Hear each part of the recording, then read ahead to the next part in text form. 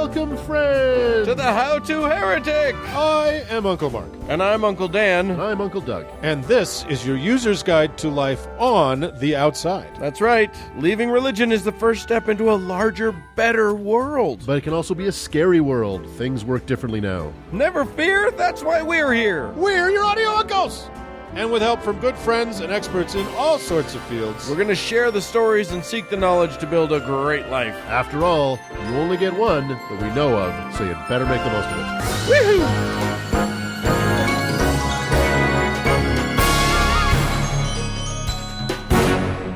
well, good people of Earth, welcome back to the three-part uncledom of your dreams. Yeah, you know what? I think we should talk about religion in unreverent ways this week. I don't care for that. I like that model. I think there's a risk.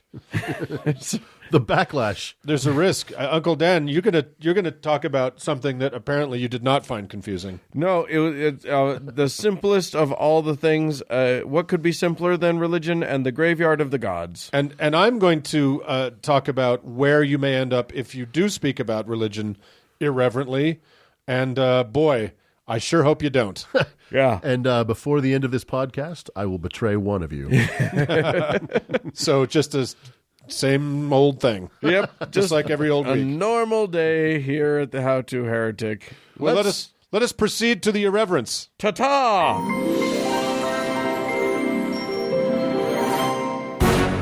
Uncle Doug, Uncle Mark.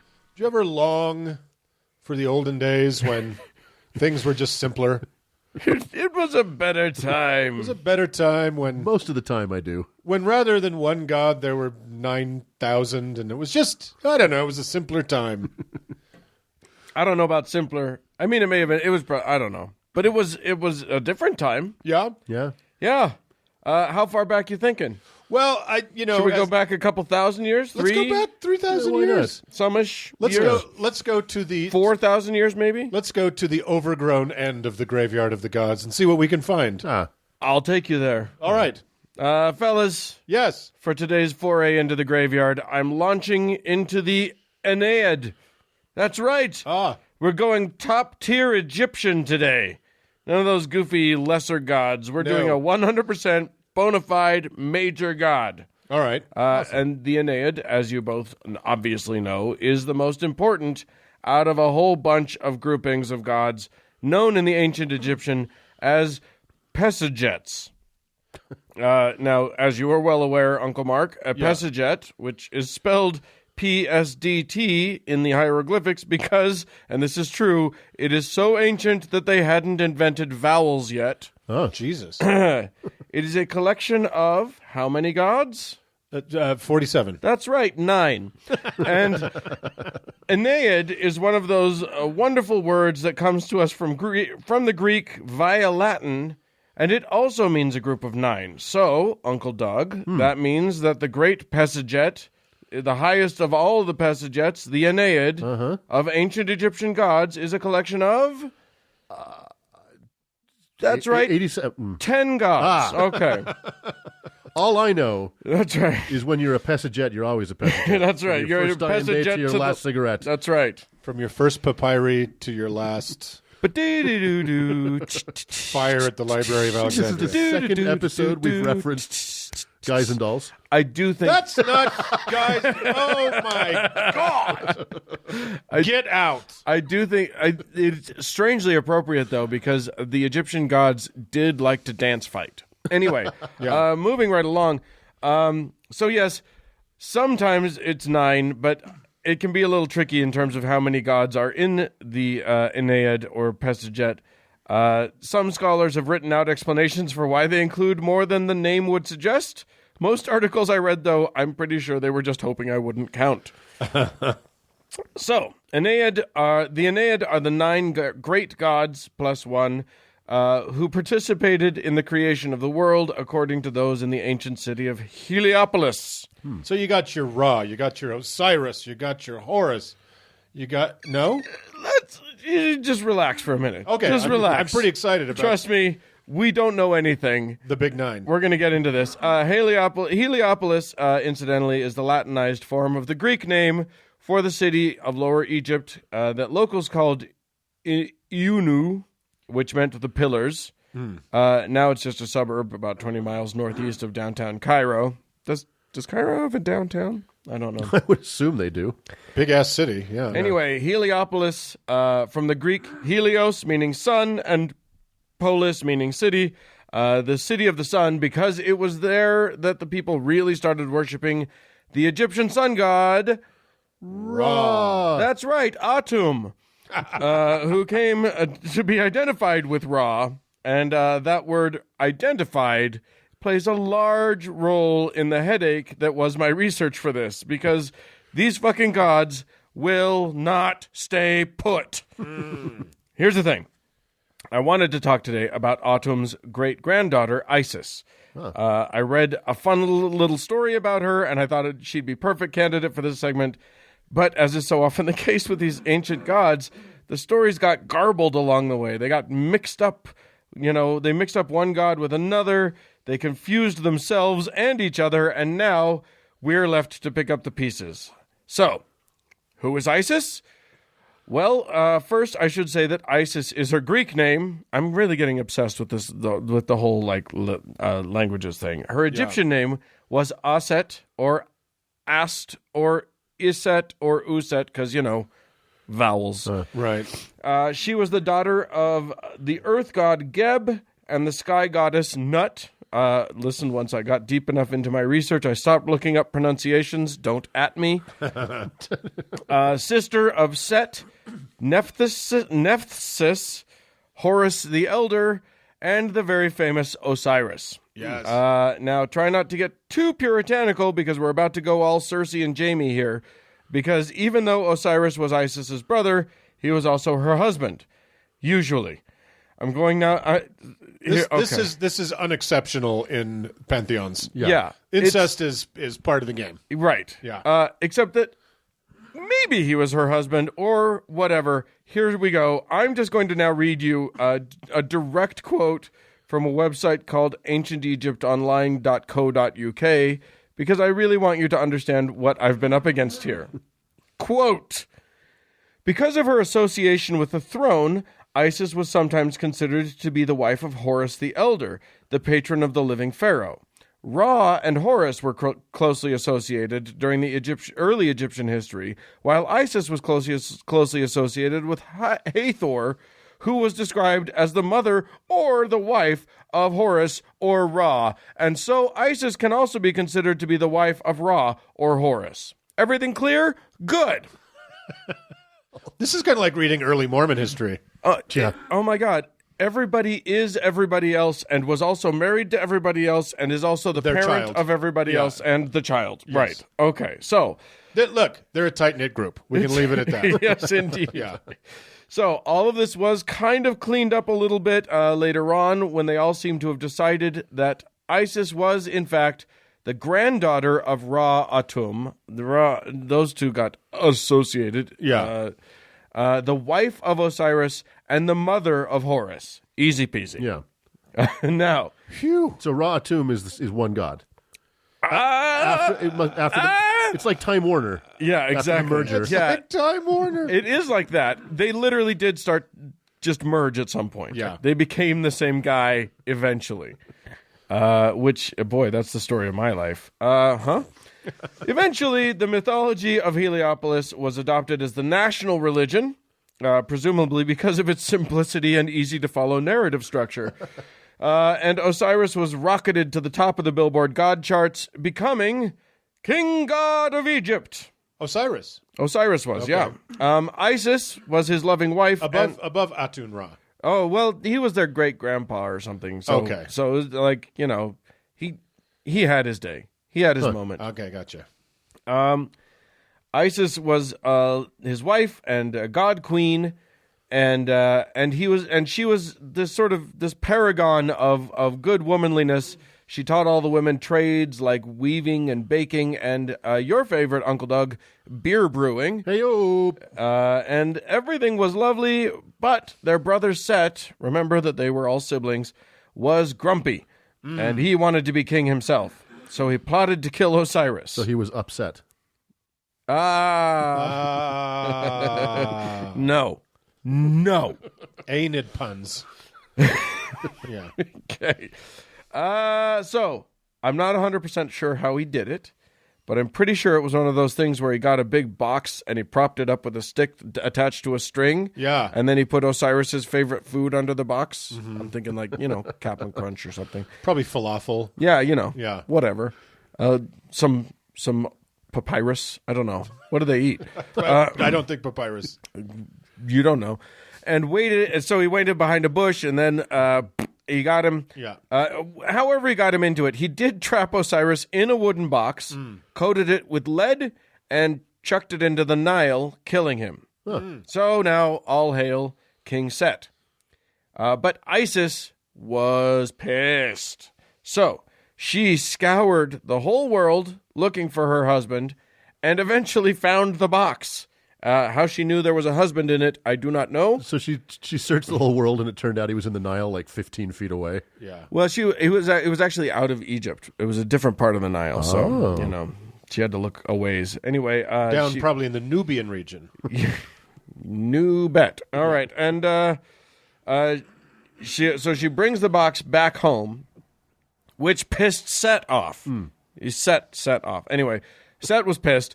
He cut Osiris. We should start this over. This is just done. We're just so stale. I'm just ending it now. Yeah. Anyway, so Set's reaction was to cut Osiris's dead body into a bunch of pieces and scatter them all over the world. There you go. Game, set, and match. God damn it. Enough Set jokes. I'm going to call him Seth now because half of the things refer to him I'm as just not Seth. going to say anything the rest of this segment, as if I've left. Uncle Mark has checked out. He did not know, however, he underestimated his sister's OCD because Isis went out and first of all, she turned into a bird and she enlisted the help of her sister Nephthys, and they went out and looked all over the world and found every piece of Osiris except one. Who wants to guess what part of Osiris Is Willie? His penis. They did not find his ding dong. So it's still out there. I think in one part of it, in one version of it, it was eaten by a fish. So there you go. I mean, the type of fish really says a lot about like Patreon goal. I think if we get to 9,000 patrons, we will find Osiris's penis. We will. I think the type of fish is by definition a blowfish. Oh my God! What the fuck is happening? Okay, let's get through this. All right. So she was undaunted by the lack of a member and bandaged him up and put him back together. And fashioned a new cock for him out of gold. Oh. No word on whether she was true to his original size and shape. He got an upgrade. Yeah, she fudged a little on the thing. But totally she Jamie Lannister. Yeah, exactly. Yes, it was Jamie Lannister. That's right. Then she did a little kooky goddess magic. And bibbidi Lorena bobbidi boo, we got the world's first zombie. Woo! So, and he really was pretty horrifying, apparently. Never actually really alive again, sort of a Khal Drogo sort of thing. But also, apparently, not dead enough for her dirty, dirty purposes, because whoopsie doodle, she necrophiliac garped herself a brand new baby boy. Uh-oh. So wait, the golden penis got her pregnant? Uh-huh. And that's how we get little Horus. Oh. Little baby Horus. Yeah. Isn't he cute? So did he go settle shit with Set? Well, that's the plan. Yes. He's got his mother's green eyes and his dad's golden dong. Anyway, the short version of the rest of the story is that Osiris went on to become king of the underworld, which, what an overachiever, that guy. Yeah. Good for him. Yeah. And Isis had baby Horus and hid him from Uncle Set until he was old enough to become ruler of everything, or until he was old enough to challenge him for his father's throne, and then became ruler of everything forever and ever. Amen. And that's basically the story. There's a whole bunch of stories about her hiding Horus in the reeds and fighting off scorpions and snakes and whatever. There's a lot of other stories about her. She became this sort of paragon, as I said, of motherhood and womanlyhood. And family life was really important in Egyptian times, so that was actually a really big deal. She also had, by the way, she wasn't just a good role model for mothers, though. She had, like, the best of all of the magic of all the gods, including at one point, apparently, having been beheaded by her own son Horus, and then, getting better. She's got the power, man. Yeah, exactly. She fixed herself by attaching a cow's head to her body, beating Ganesha to the animal-headed punch by well over 2,000 years. No kidding. So good for her. Yeah, for the fact that family life was so important in Egypt, I guess they created a pantheon to show how not to be. Right, exactly. Right? Do not emulate these people. Marry your brother, get decapitated by your son. Yeah. It's just good family. Get a gold dick.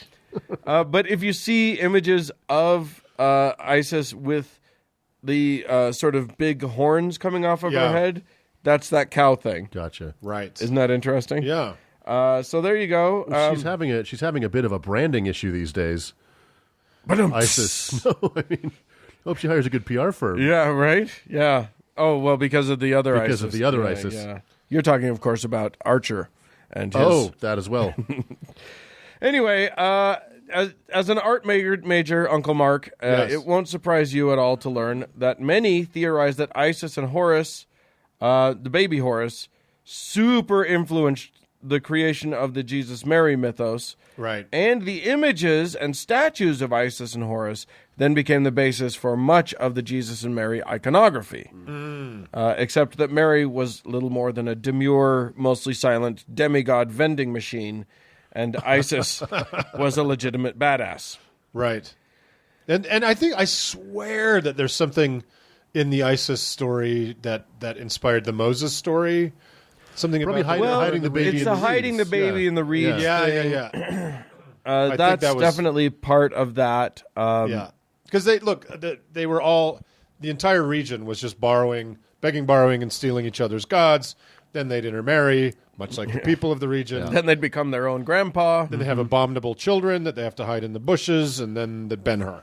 Yeah, right. And then they make graphs of like the family tree of gods, and they call it the Aeneid, and they say that there are 9 of them, and there are 10. And I'm thinking, that thing took me like 20 minutes of research just to wrap my head around why there were not 10 gods. You're right. I'm looking at the wrong thing. Yeah, Because it says 10. There must have. I'm like reading all about these Pesajets, and it says 9, and the Pesajet means 9, and Aeneid means 9, and I'm like, There's 10. yeah, or Ennead. I don't know. I think that's how you say it. Anyway, and yeah, I'm like 1, 2, 3, 4, 5, 6, 7, 8, 9, 10. I meant 1, 2, 3, 4, 5, 6, 7, 8, 9, 10. What the fuck? Yeah. Just kept doing it and getting madder and madder every time I did it. Well, anyway, I'm sorry this upset you. well, that's okay. I will have my revenge by cutting off someone's head and putting a cow on a penis. Putting a gold dick on it. So there you have it. That's a little bit about ISIS. The completely not confusing Right. story of Exactly. someone who might be ISIS. Right. Or whatever her fucking name is. So let's put her back in the ground and continue on down the Nile. Right on.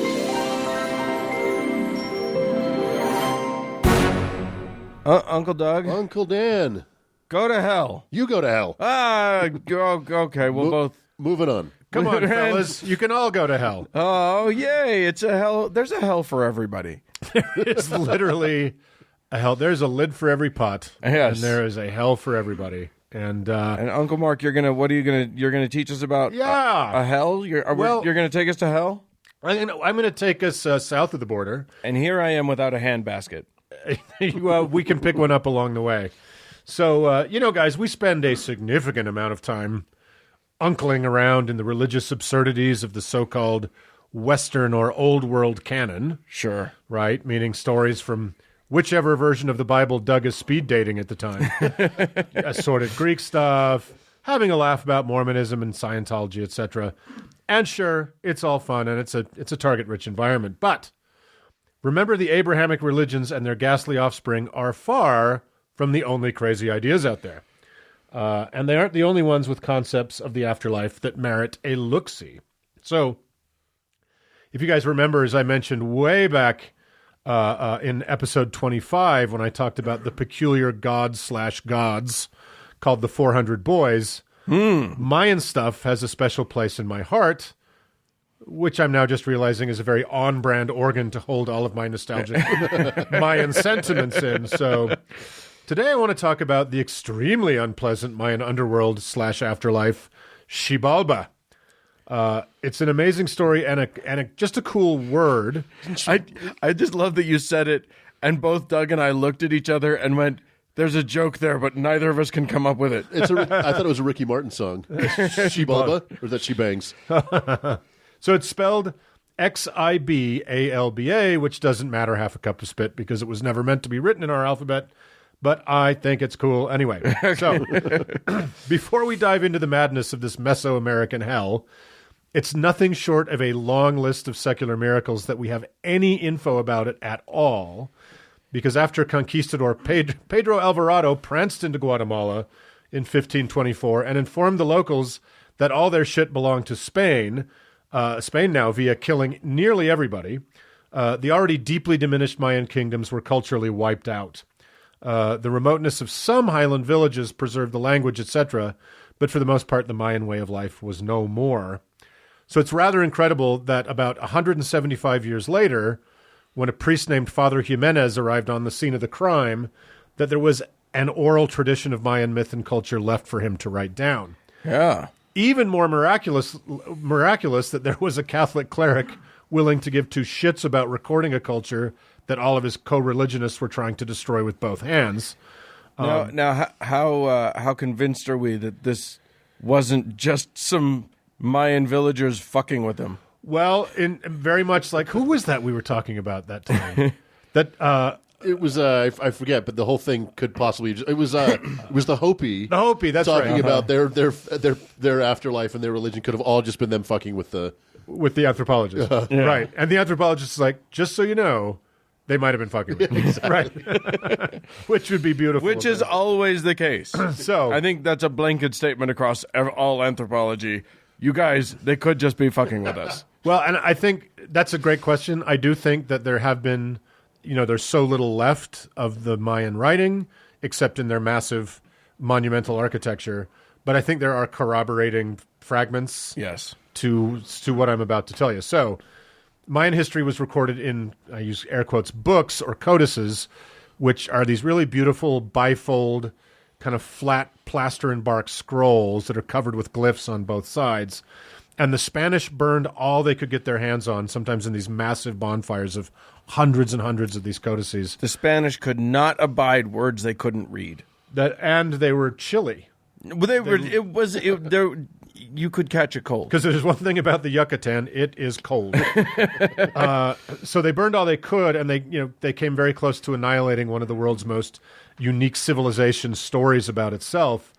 And I think there are less than 10 of these codices left in the world. Wow. Whether partial or complete. So, even crazier is that Father Jimenez's single handwritten copy of this massive oral history survived revolutions, several changing of hands, a theft, selling and reselling, and then nearly disappearing forever in dusty obscurity at the back of a private collection in, I think, Pennsylvania. Dusty Obscurity, by the way, is my drag name. I love Dusty. She's a curvy gal. She is, but not a handsome woman. She's a handsome woman, but she's striking in the right light. Yes, indeed. Near darkness. I've seen you in drag. You have indeed. Yeah. We'll talk about that on another segment, and that'll be another hell. But after that series of fortunate events... For whom? What we know as the Popol Vuh, translated as the Book of the People, exists to edify and amuse our podcast audience. So, the Popol Vuh is a history and mythology of the Quiche Mayans of Guatemala. If you know anything about Mayan civilization, you can correctly guess it's a complicated and bloody tale. Mayans, or to our Mormon friends, lapsed Jews, were nothing like the Catholic conquistadors that appeared on the scene to steal their shit, enslave whoever they could, and kill those they couldn't. But they did share a common belief in blood magic, that the soul and life itself was transported in the blood, and that the ritual spilling and consuming of blood was to commune with the gods. And they shared a bleak and dismal view of the afterlife, so it's hard to believe that they didn't get along.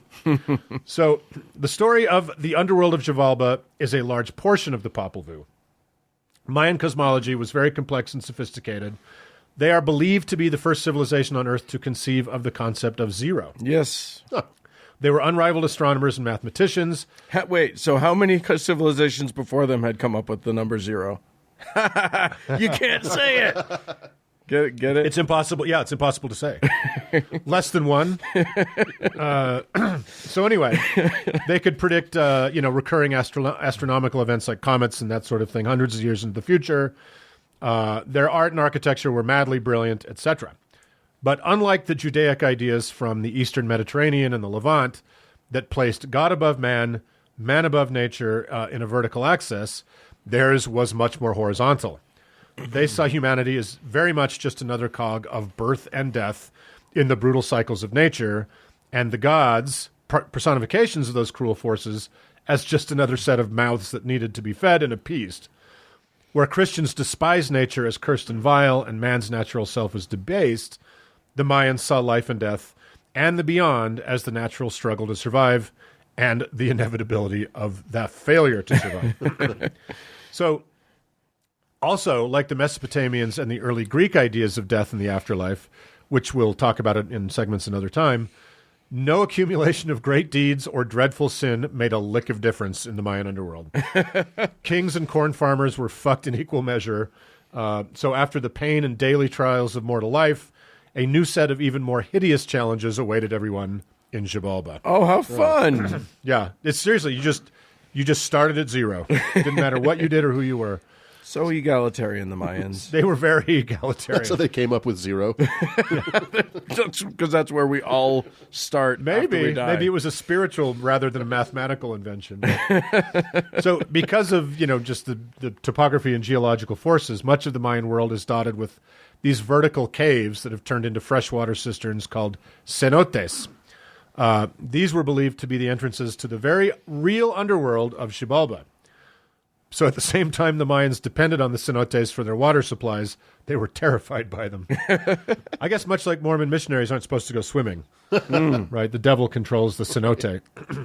So the great Mayan cities, places like Palenque and Chichen Itza and Copan, all have these weird rectangular kind of stadium-looking things with these big broad lawns that have angled walls on their long axis. So these fields are for an insane ball game called Pok-to-Pok, which involved using one's hips, shins, and shoulders to try to get a 9-pound natural rubber ball through a stone hoop up on the walls. So wow. Yeah, it's I can't even imagine that was possible, but such was the game. We've seen a couple of those. Well, I've seen the one at Copan. I don't know if I've seen another one, but I don't know if there was one at Quirigua. But anyway, it seems the goal was not only to get the ball through the hoop, but letting the ball hit the ground could lose you the game. And since the game was often a life or death contest, losing the game could mean losing your head, or your heart, or both. Either way, you're fucked. Or your big rubber ball. Or you take your ball and your head and go home. Anyway, the reason I bring up the ball court is because Mayans believed the lords of Xibalba lived right underneath them.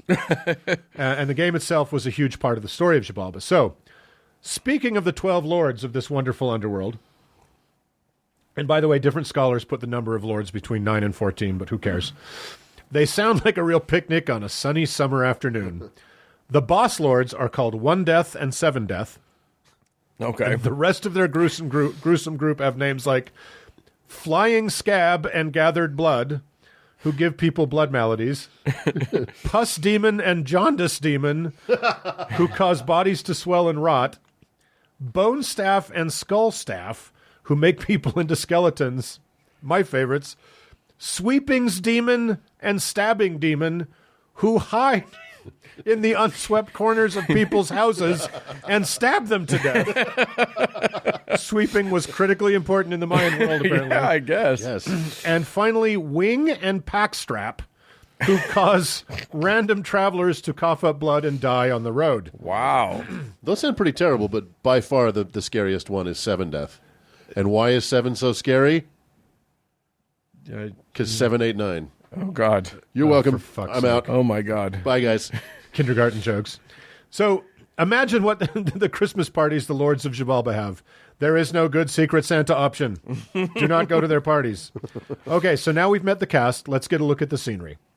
Much like the world above, Xibalba was a vast landscape of mountains, rivers, temples, etc. But because it's a spooky place, Xibalba literally translates to place of fright. The rivers are blood and pus, the temples are deadly traps, the forests are full of spinning knives, etc. Xibalba sounds like one of our patron heavens. It's suddenly the Indiana Jones movies are making more sense. It sounds like the movie Krull. Is what it sounds like. Well, Kroll also invented the zero. So, yes, it's true.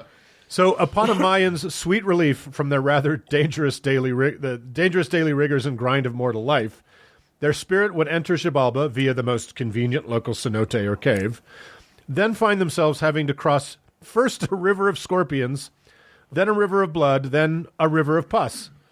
River of Pus, by the way, was my first English language techno folk album. Didn't sell a single copy. Anyway, if one made it across these liquid horrors, one would then have to choose the right path at one of many crossroads, and if you survived all of that, you would arrive at the house of the Lords of Xibalba. For some reason, they had these weird mannequins of themselves made to humiliate the dead, so you'd go in and start appealing to one of them, but it was a mannequin, and the rest of them would laugh. Oh, great Lord. Yeah. And then they'd all be like, yeah. He doesn't even know. So once you were properly belittled, you'd be invited to sit. But the bench would be a scorching hot stove. They get you every time with that one. So everybody would have a good laugh, and then you were sent off Running Man style to even deadlier amusements. And those amusements were 6 houses. Here we catch a glimpse of the universality of the idea of what we call hell across so many of the world's religious cultures. First was Dark House, with an impenetrable darkness.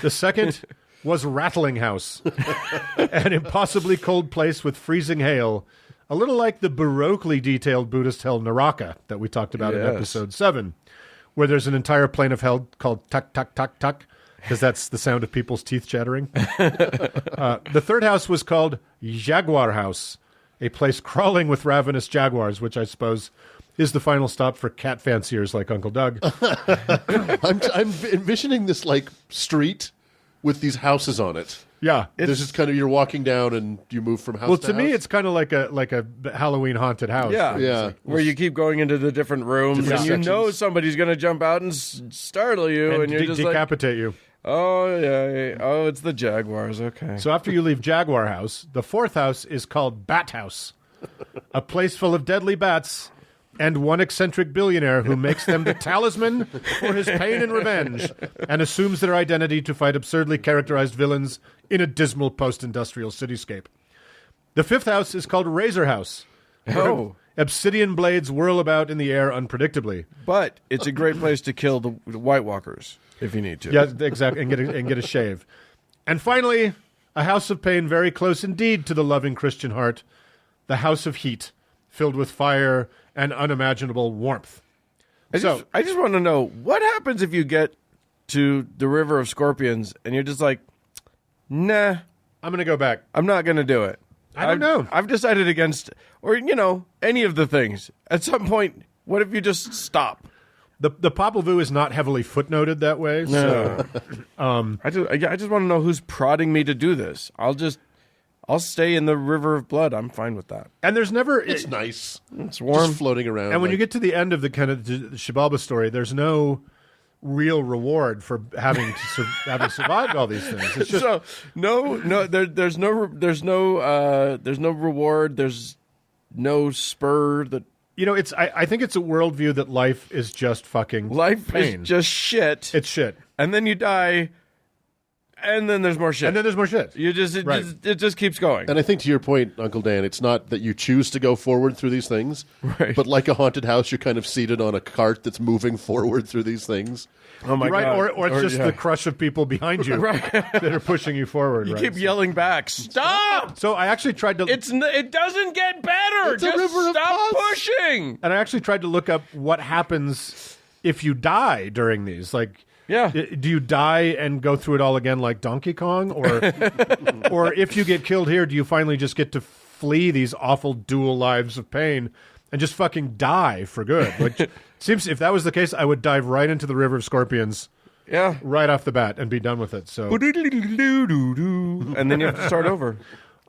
So there is one story of heroes triumphing over the tests of Xibalba, but only because, like Captain James Tiberius Kirk and the Kobayashi Maru, they cheated. It's a crazy tale, so here it is very briefly.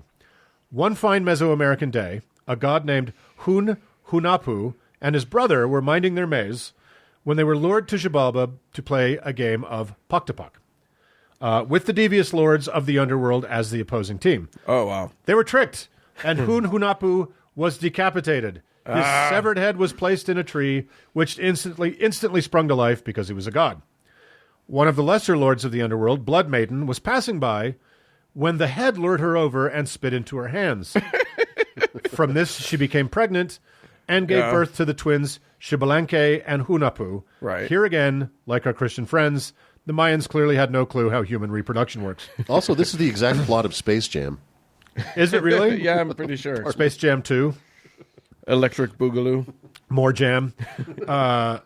One day, the boys, master ball players, these twin boys, angered the gods with too raucous a game of Poctopoc. And remember, the House of the Lords is right under the ball court. So the angry lords summoned the boys to the underworld, where they played game after game with the treacherous lords, but bested them every time. Infuriated, the lords set upon the twins to kill them, but the twins leapt into a fire, killing themselves. How this was better, I have no idea. But the gods of the earth and sky were pissed, so they hit the reset and brought the twins back to life. So they returned to Xibalba, dressed as dancers, and basically fucked with the lords until they were able to trick them into letting them kill them because they said they had this really cool resurrection trick. So then they didn't use the trick, left them dead, took all their treasure and shit, stole a canoe, and went back into the mortal world. So we may do the whole hero twin story properly another time, but it's kind of impossible to tell the story of Xibalba without it. I'm pretty sure that was actually the plot of Bill and Ted's Bogus Journey, wasn't it? I didn't know you could cross a river of scorpions on a canoe. It's a very special canoe. Yeah, it's got a very thick skin. So, now as our astute listeners surely know, Xibalba is more than just the gruesome underworld of a nearly lost civilization. But just as famously, it's an American hardcore metal band from beautiful Pomona, California. Let us close our strange meditation on this exotic afterlife with the final chorus from their 2012 Not Smash single, Sentenced. I heard screams. I covered my ears. I saw your tears. I looked away.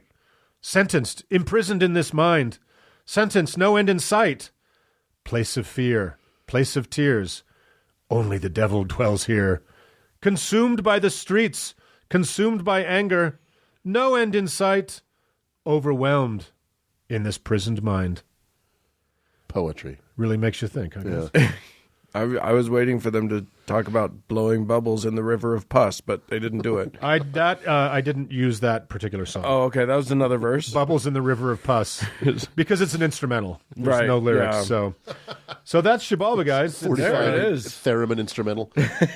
We can throw that on the pile of hopeless, terrible afterlives. Yeah, wow. That was I'm kind of glad the Spaniards got rid of that culture. That it's depressing. Yeah, the Catholic afterlife is far superior. Far better. Far better. Well, at least there's a chance of like something less miserable. But I would say in the Mayan afterlife there are sports entertainments. Well, at least there's basketball, so that's nice. There's weird basketball. So that's Xibalba, everybody. Try not to go there. Oof, moving on.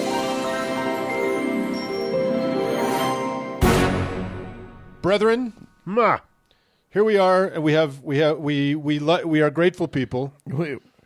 Wow, you started to sound really Mormon there just for a second. We are a grateful people. Well, and it's just and I hope we need food to nourish and strengthen our bodies. I just like the idea that Mormons would always say we will and we are and we feel, and they would just whoever was at the pulpit would talk, and he would talk for all of us. Yeah. We are all very grateful to Sister Johnson for coming out to the... Fuck you! I get to decide if I'm grateful or not. I am sick of Sister Johnson. Yeah, exactly. I'm sick of her bull crap. Of her... No, you do not get to feel independently of we, because that is not the point of the beehive. That's right. True. Yes, we are all drones to the strange queen It's the loyal we. that was Brigham Young. Yes, That indeed. aside, That... we are indeed grateful for the continued patronage and support of some wonderful listeners out there. That is very, very true. We have some new people to thank, and let's do so right now. Thanks so much to Michelle and to Killer Cotton. Killer Cotton. And I have to give a patron saint, a improvised, on-the-spot patron saint, to Mormon Happy Hour. Oh, yes, a sister podcast here in the state. Yes, indeed. Yes. And Mormon Happy Hour, you guys, well, here goes. Your patron saint is Saint Laverne of Lower Iron County, Utah. There you go. She is the patron saint of Jello-based desserts. Yes. Of I'm going to say Avenging Angels. Sure. And also floral colored everything. Including those beautiful swimming caps that ladies of a certain age wear. Oh, when they swim in the fast lane at the public pool. As they fall into the pool one at a time. Right, yes, indeed. Well, congratulations. If you too would like to have us make up a saint for you on the spot or receive your own personal heaven, be sure to go to patreon.com and see what that takes. Yeah. Exactly. And if you can or can't do that, please go anywhere you can give us a 5-star review. Push the button, and then if you have to go to work or you have to go out exploring somewhere, just put something heavy on the button, like a bowling pin or a kettlebell, and just let it keep giving us stars, because our sky can never have enough of them. Yeah, here's what you guys have to realize is that, like, this is the only way that patronage is the only way that we get paid anything for doing this thing. So it's nice when you guys give to us, and if you do want to give us a rating, you have to give us 5 stars, because you have to counteract ding-dongs who will give us 1 star just because of the content, not because of the quality. Right. Yeah. So a guy gave us 1 star because he said, I thought this was an atheism podcast, but it's really just these 3 guys saying how morally superior they are, to which I laugh and say, do you not listen to atheist podcasts, my dear? Yes, indeed. So go out there, save our lives, do things for us. Fight the good fight. And live, learn, love, eat, pray, fuck. And know that we love you. And let's move on to another thing. Yes.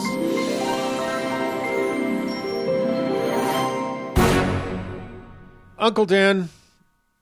I before the day this episode is over, I will betray one of you. Well, as long as there is a precious metal of some quantity involved, I don't see that that's a problem. I mean, It feels right. just make it worth it. Potato. Yeah. Feels right. Just with the exchange rate. Who knows? Yeah. Yeah. Well, Give it unto Caesar. I don't know. What are we talking about? it's all in there somewhere. Uncle Doug, help us out. All right. What the hell are we talking about? Well, the other day I was listening to some old U2. Don't add me. Don't call me a dad rock fan. But on Octoon Baby, you are the appropriate amount of old for that. yeah, It's okay. exactly. I don't apologize. It's our generation's version of, like, yeah, the Stones are good, but the Eagles were the best band of all time. Just hate the Eagles, man. Oh my God, that's true. The U2 is like our generation's Eagles. Yeah, It's- totally is. Oh God. So there's a song. They're better than the Eagles. Yes. There's a song on Octoon Baby called Until the End of the World, which I hadn't realized until I was kind of just paying attention to it a little while back, is actually a conversation between Judas and Jesus, which is kind of interesting. Huh. And again, side note, U2 is a massive Christian rock band. If you didn't know that, I didn't know that. it really is. Oh, okay. Yeah. Well, they almost took a diversion early on into like literal praise rock. Yep. Like Wow. church rock band. And what was the drummer? No, it was Adam Clayton, I think. Adam Clayton, the bass player, was like, "You do that, and I'm fucking out of here." Exactly. So I think that they are they veered away from like full-on praise rock. I think they used the mythology Yes. as part of their storytelling. Yes. Anyway, we're not here to talk about you two or anyone else. So we're here to talk about Judas Iscariot. I thought it'd be fun to kind of take a dive Judas! into good old Judas. Yes. So Judas Iscariot was a dirty, filthy Jew. Oh, boy. Okay, we're starting that way. Let me back up a little bit. Drop the curtain. By modern standards, anybody in first century Judea would be considered filthy. And he, like the rest of the apostles and Jesus himself, was a Jew. So, Yes. Okay, great. So it's not a slur, it's just a fact. Judas Iscariot was one of the original 12 apostles, and he's the one that ends up betraying Jesus, as we all know, which in and of itself is kind of a weird thing, which we'll talk about. And Judas hands over Jesus to the Jewish mob or authorities, depending on which version of the story we're talking about. Judas is mentioned in all 4 Gospels and the book of Acts. And for a lot of Bible scholars and apologists, the fact that he's in all 4 Gospels is proof that he really existed. I love that because what that says is that the Bible is so fucked up. And Any consistency has got to be true. Like, wow, this one made it through every thread. Right. This one's got to be real. Yeah, but that's because the rest of it is such a god-awful mess that it's ridiculous. That's like saying that Thanos appears in every version, every movie of the Avengers, therefore. Right, yeah, exactly. Anyway. Which he does. Well, and we've already established that the Gospels are like 4 horrible siblings that just fight over everything and agree on nothing. Exactly. Right. And this is certainly one of those examples. Right. So yeah, he appears in all 4 stories. The versions of the story that agree across the 4 platforms are that he betrays Jesus and then identifies Jesus in the garden. Right. To a certain extent. Judah, the name, actually means God is praised. It's a very, very common name in that area at the time, and it's even common throughout the New Testament. There's several other people named Judas in the New Testament. Okay. Iscariot likely means... What's that? That's confusing, but okay. It is. Iscariot likely means he's from the village of Kerioth. Oh. But that is far from accepted. It could also be a derivation of the Latin word sicarius, meaning daggerman or assassin. And then there's several other possible meanings for the name, so that's not agreed upon. Isn't there a movie called Sicarius? Or Yeah, that's where our president gets all his immigration facts from. That's right. Yes. Since the earliest days of Christianity to the modern day, the nature of Judas and his role in the narrative has been disputed. Take 2 very perfect examples from our day, the Last Temptation of Christ and the Passion of the Christ. In the Last Temptation... those aren't the same movie? They're not at all. Very much not. Yeah. In the last One is a Scorsese movie. Yep. Oh, Yeah. We know how you guys feel about Scorsese movies. Yes, we have a lot of fun with those. In The Last Temptation, Judas, played by Harvey Keitel for some reason, Yeah. is the only apostle who fully understands what has to happen, and Jesus gives him the burden of turning him in. Yes, he was the only Judas from Jersey City, the only apostle from... I don't want to do it, Lord. I don't want to do it. Judas a Hoboken. That's right. Basically, Judas is the hero of the story in The Last Temptation. In The Passion, Judas, played by, of course, Luca Leonello, is a filthy, money-grubbing Jewy McJewface. He's pure one-dimensional evil. Right. So there's kind He's of a total Shylock. Yeah. You guys have seen that movie, right? I have not. I'm not into torture porn, and You would not like that movie. Yeah. Not until the Gam Boys make us watch it. That's No. right. They probably will. They'll probably make us I'm do sure something they will, that awful. yeah. It is an uncomfortable watch. Yeah. The Jew, Mel Gibson puts a little bit too much emphasis on the Jew part of the story. So let's take the story chronologically. Let's go back and look at the story as it exists in the New Testament and take that piece by piece. Oh, goody. We're in the new international version again. Whoa, Turning it to NIV. I feel so fresh and alive. Feel liberated. So let's take them chronologically. The first version of the story is in Mark. Judas goes to the priests and offers to betray Jesus, to which they offer him unspecified money. There's no motivation ascribed to Judas. He just goes and decides to do it. Then, at the Last Supper, Jesus predicts that one of the 12 apostles will betray him and says it would be better to have not been born than to betray him. He doesn't identify who it is, and the apostles don't bother to figure out what's going on. Let me ask a quick question. Yeah. And certainly, in Mark, it doesn't give any foreshadowing or character development at all.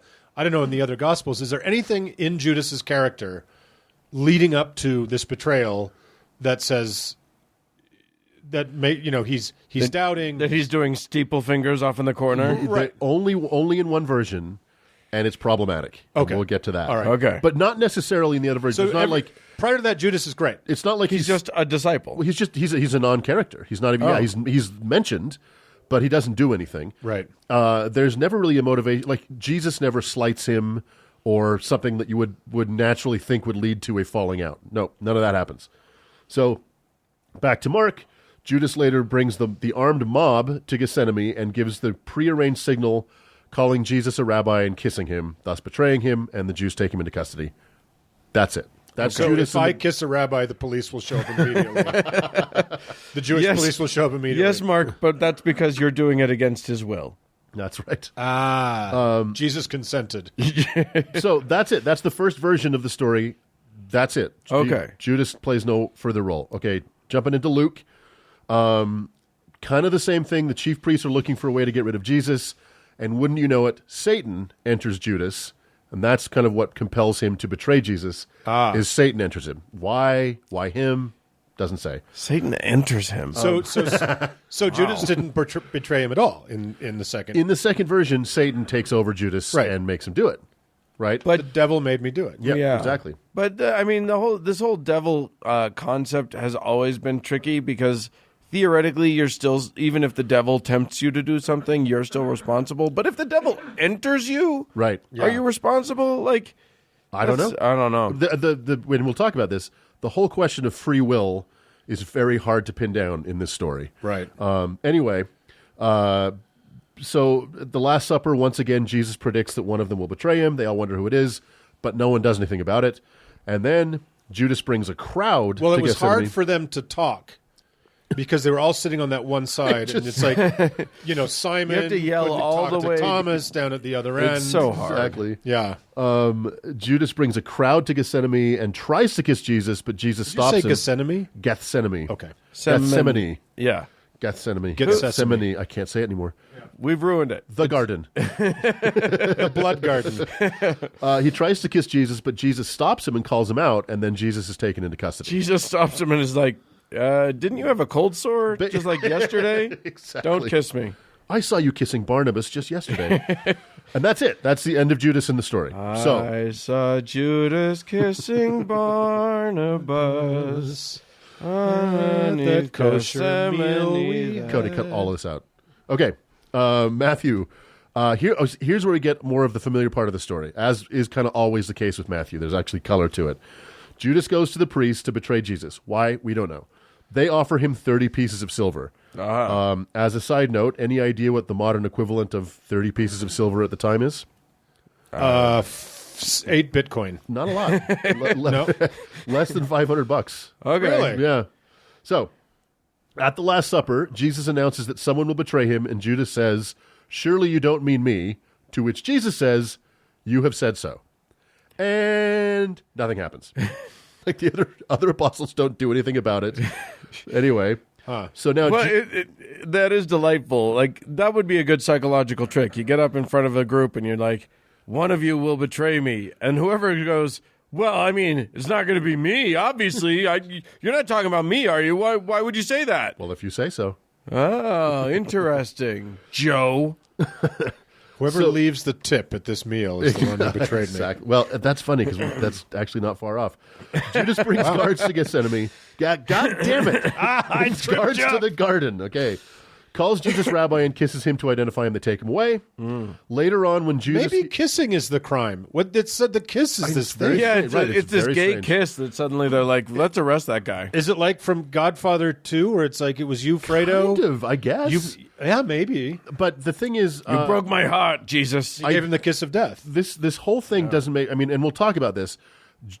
Jesus had to fall into the Jewish authorities' hands to be crucified, Right. to fulfill blah, blah, blah.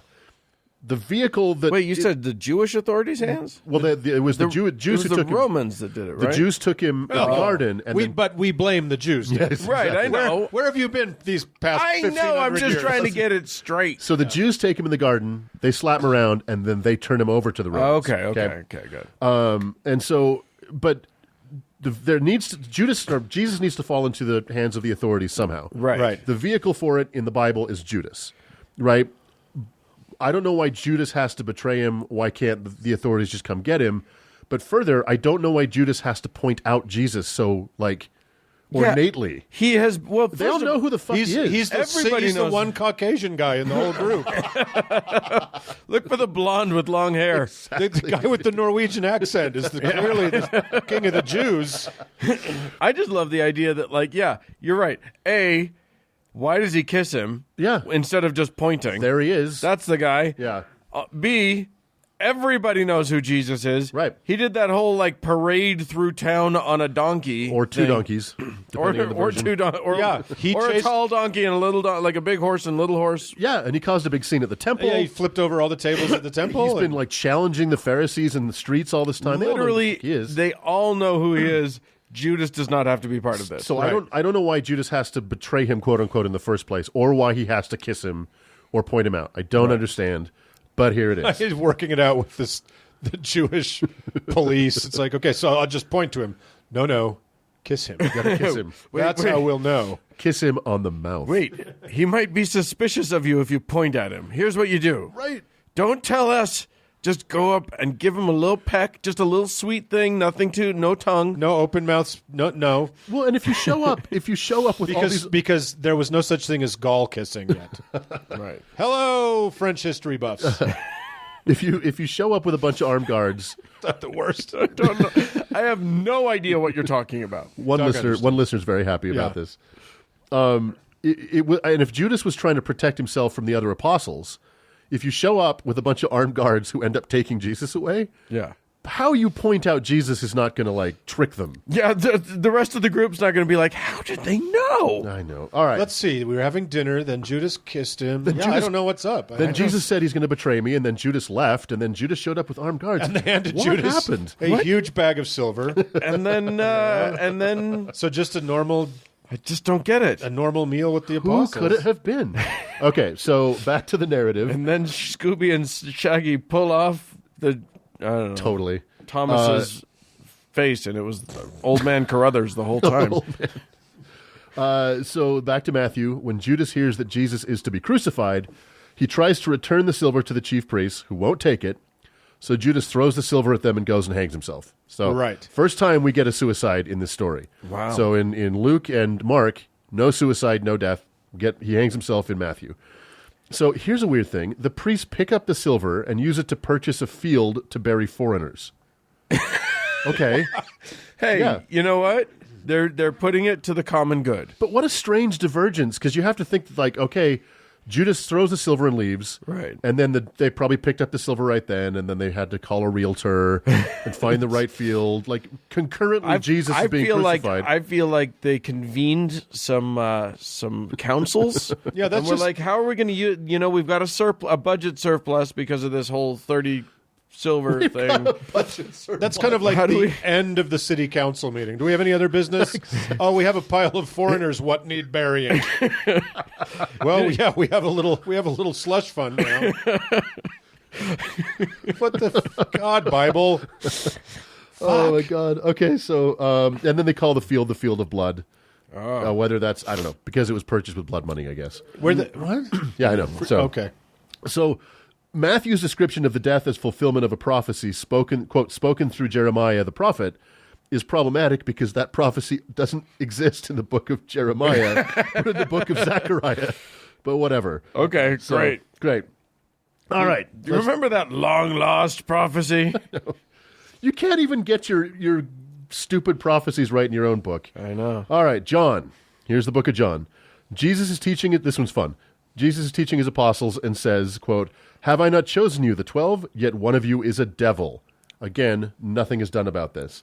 Later, Jesus is having dinner. Well, he chose them. I know, right? Also, can I just say, Yeah. hell of a way to make a dinner awkward. I know, right?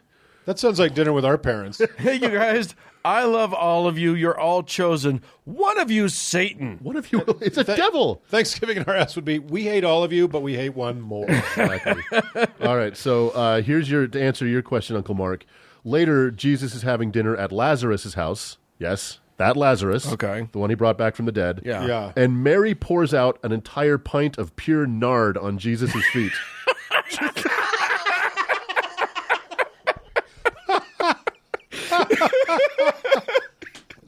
I was not ready for nard. Oh, you gotta get the pure stuff. What you don't want is that unfiltered nard. Did that's you say really a gross. pint? A pint of nard. Nard sounds like somebody who drank beer with Brett Kavanaugh. Oh my God! By the way, "Pint of Nard" is the title of my new death metal klezmer band album. Pint of nard. So she pours. What is nard? It's some kind of very expensive ointment. It's an unguent. It's exactly. So Mary Did pours. his feet need so much nard? I don't know. Well, that's a very good question. Yeah. And Judas himself He might asks have had that some question. pretty nardy feet. He does now. It's possible to over nard. So she pours out this pint of nard and then washes. And then he got up to take a piss, and there was a terrible slip and fall. She washes his feet with her hair. Judas takes Oh, I exception remember to that this. part. Yeah. Judas takes exception. What an awkward dinner party! I'd be like, you know what? I'm fine. Could I just have a dish? I don't need He's your. like, I don't want nard on my. Oh my God! I Just a didn't dish want towel, any some nard on rando- my. Oh God! You're wiping it with your hair. Oh my God! Okay, this is okay. Oh my God! The orzo's really good. So Judas takes exception to this, asking why the nards, why not sell the nard and give the money to the That is poor. perfectly good nard. It's perfectly good nard. Dan, will you Google what nard is? I won't. I refuse. You have to take your safe search off. It's a super smelly ointment. Okay. Yeah. So Judas says, why don't you sell the nard and give the money to the poor? Which sounds altruistic, but here's the great part.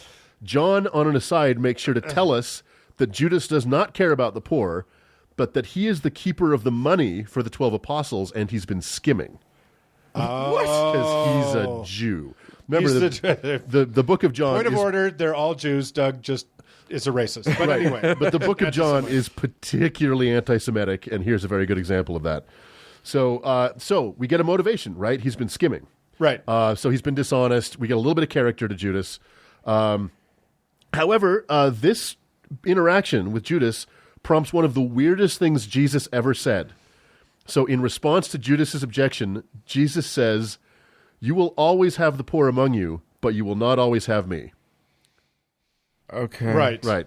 And So I see. so don't spare the nard.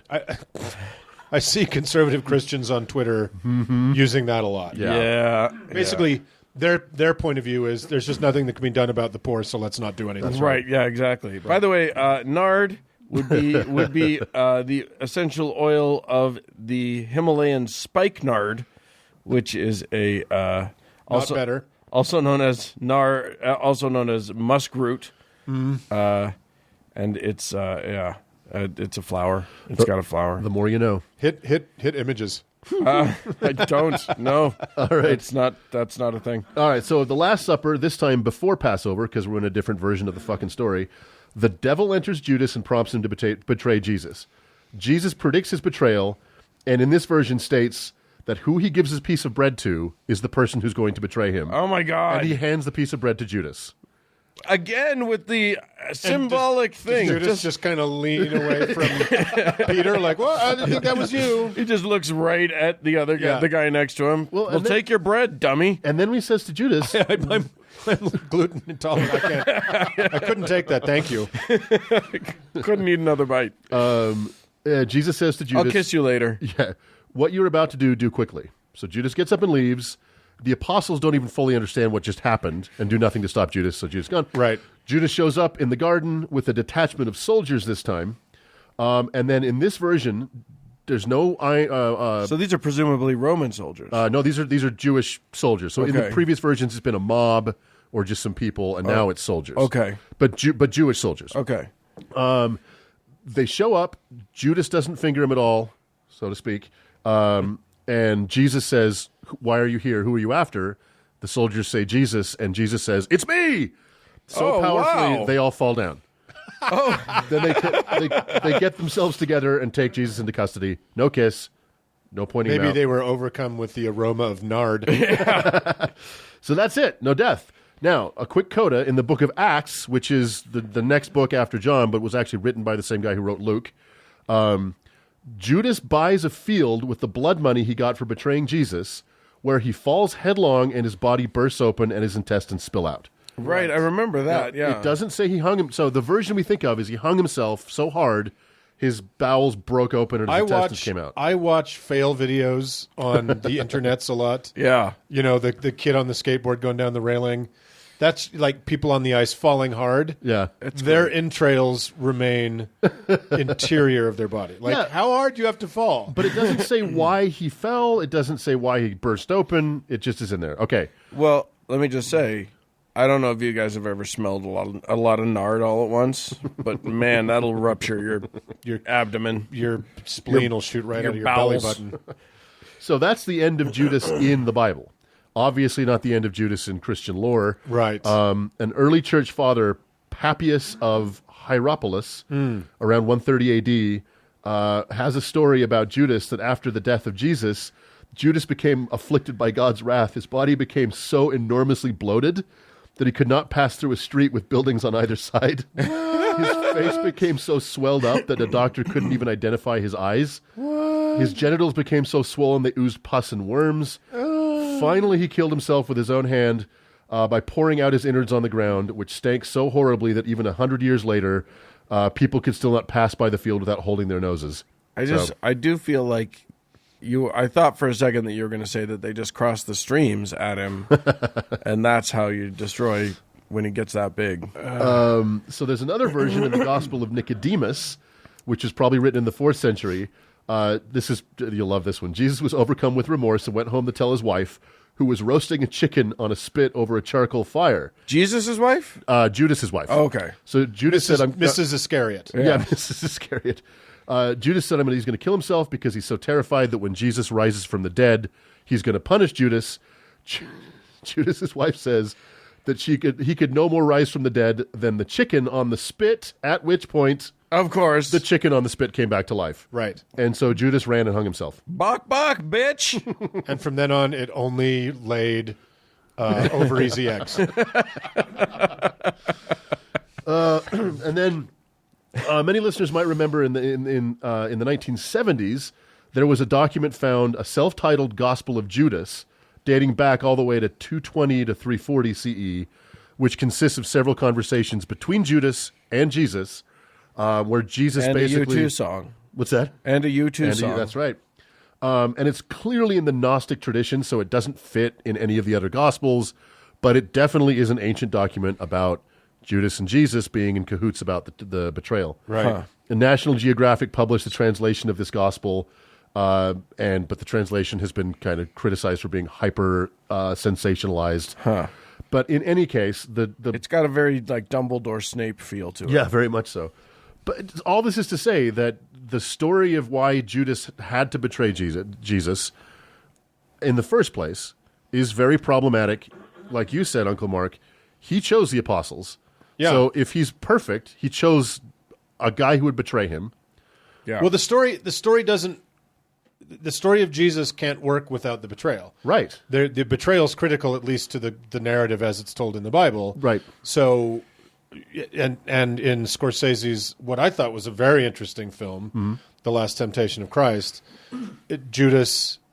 Jesus tells him, like, Judas is his most loyal. Yeah. Like, he's actually a former assassin. Right. He's a bad dude, and so he's super loyal, like physically loyal to Jesus.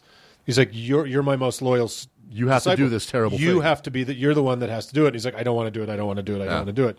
But he finally does it because he understands that's how it has to work. Everything to get set in motion, this has to happen. Because he's got to go to the crucifixion. Yeah, so it's problematic in the sense that what free will is there of Judas? Does he? Right. He either did it to betray Jesus, which had to happen for money. He did it because Satan possessed him. Which can he be blamed for that? Right.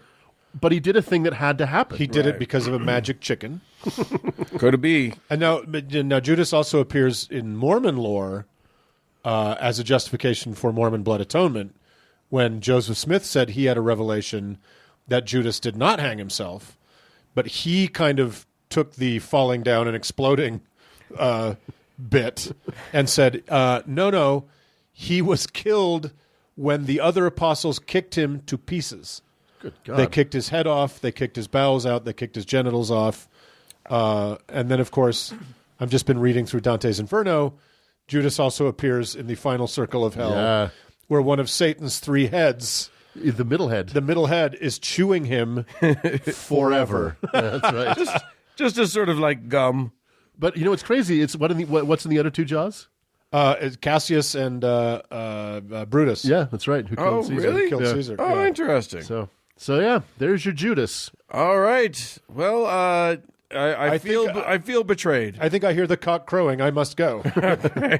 Moving on. But first a kiss. quick little makeout session, and then we'll move on.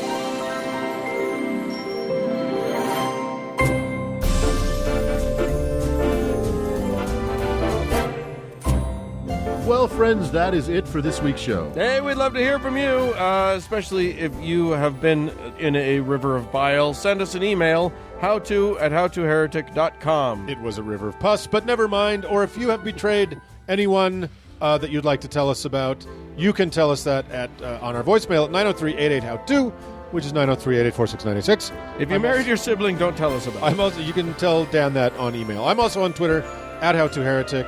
Occasionally, we're on Facebook, but not that often. Yeah.